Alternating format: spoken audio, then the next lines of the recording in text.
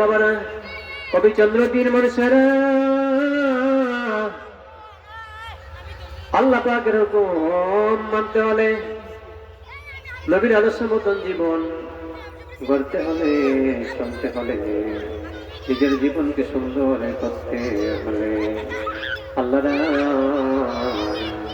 নবীর মোহাম্মদ ভালোবাসা, আল্লাহর কোরআনের নবীদের হাদিসের বাণী বাস্তবায়ন করতে হবে। তাহলে আমাদের মাঝে আসবে শান্তি, সুখ নেমে আসবে। এই কথা হলো আরবের লোকেরা, জাহিলিয়াতের যুগের লোকেরা, আরবের লোকেরা এই পন্থা এদের মাঝে ছিল, চালু করেছেন আল্লাহর বন্ধু মুহাম্মদ রাসূলুল্লাহ সাল্লাল্লাহু আলাইহি সাল্লাম। আরবের এই নীতি, আরবের এই আদর্শ আমার দিনের নবী মুহাম্মদ রাসূলুল্লাহ সাল্লাল্লাহু আলাইহি সাল্লাম অনুসরণ করলেন, তাদের প্রশংসা করলেন। এত সুন্দর ব্যবহার, এত সুন্দর আদর্শ, আমরা তো নবীর পাগল, আমরা তো আউলিয়া উলিয়ার পাগল, আমরা তো ওয়াজ মাহফিলের পাগল, আমরা তো মসজিদ মাদ্রাসার পাগল, আমরা তো ভালো কাজ সৎ কাজের পাগল। তাহলে কেন আমরা নবীর হাদিস শরীফকে ফলো করে চলবো না? নবীজি বললেন, তোমার একটা ওট আছে, দুধওয়ালি ওট, অন্য ভাইকে তুমি তা দান করো। তোমার একটা গাভী আছে, তুমি অন্য ভাইকে তা দান করো, যেন সকালে একটা ওলা দুধ, বিকালে একটা ওলা দুধ খাইতে পারে। তোমার একটা বকরি আছে, দুধওয়ালি বকরি, তুমি অন্য ভাইকে দান করো, যেন সে দুধ পান করবে, দুধ খাইবে, আবার দুধখানা শেষ তোমাকে তার পিঠেন দিয়ে দেবে। জোরে জোরে বলেন আলহামদুলিল্লাহ। আমার ভাইরা বাবারা, আজকে ওয়াজ মাহফিল কবিচন্দ্রদী জমাদার বাড়ির সকলের উদ্যোগে মৌলানা শরীফ মোহাম্মদ আব্দুল কাইয়ুম নূরী সাহেব আমাদের প্রচেষ্টার মাধ্যমে আজকে 30তম ইসলামী দোয়া মিলাদ মাহফিল সুন্নি মহাসম্মেলন আয়োজন। আল্লাহ পাক দুনিয়াতে শান্তি দিবেন, পরকালে মুক্তি করবেন। কেন জানেননি?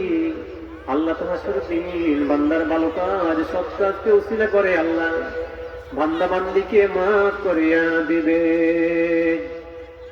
আমরা তো করে হিংসা, হানাহানি, মারামারি, খুনাখুনি, আমাদের মাঝে হিংসা। একজন মুসলমান অপর মুসলমানকে ভালোবাসতে হবে, একজন দিনী ভাই বোন হিসাবে সবাই মিলে মিশে চলতে হবে। এইভাবে চললে আমাদের মাঝে আসবে শান্তি, আমাদের মাঝে আসবে সুখ।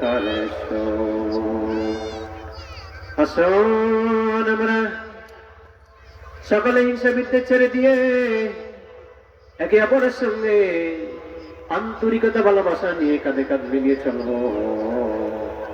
কাঁধে কাঁধ মিলিয়ে চললে আমাদের মাঝে আকাশ থেকে আবার জমিনে আল্লাহ পাক রহমত দান করবে, মাঝে আল্লাহ পাক আকাশ থেকে আবার জমিনে রহমত দান করবে। আমরা যদি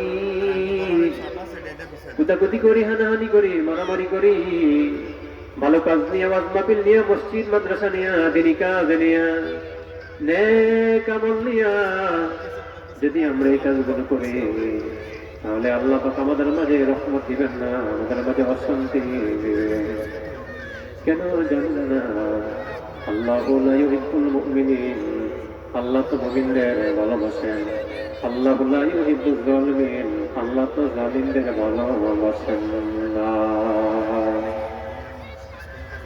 আল্লাহুম্মা সাল্লি আলা মুহাম্মাদ ওয়া আলা আলি সাইয়্যিদিনা মুহাম্মাদ ওয়া আলা আলি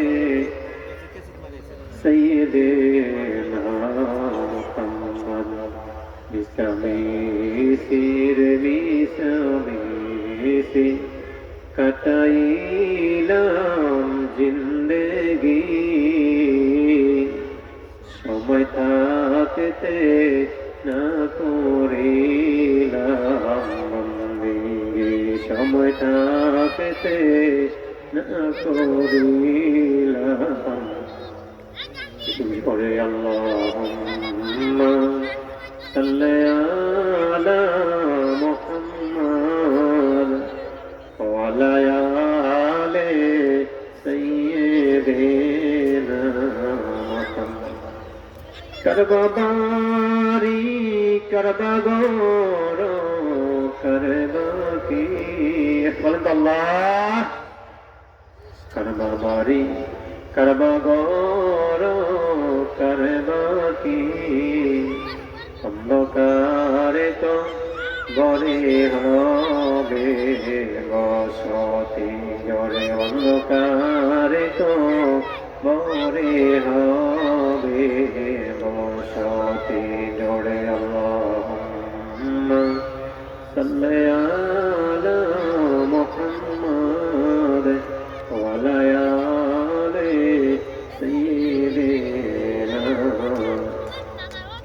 আমার নবীজি বলছেন উম্মতেরা রে নিজে পাইলে খায়া না তোমার পেটটা পূর্ণ করলা খাইয়া তোমার আশেপাশে দিদি ভাই বোনেরা না খায় থাকে তুমি এদের খোঁজখবর নিছনি উম্মতেরা তুমি যখন তরকারি পাগাইবা সুরবা রানবা তুমি বেশি কইরা জল দিবা বেশি কইরা সুরবা পাগাইবা তরকারি পাগাইবা আশেপাশে মানুষদের খোঁজখবর নিবা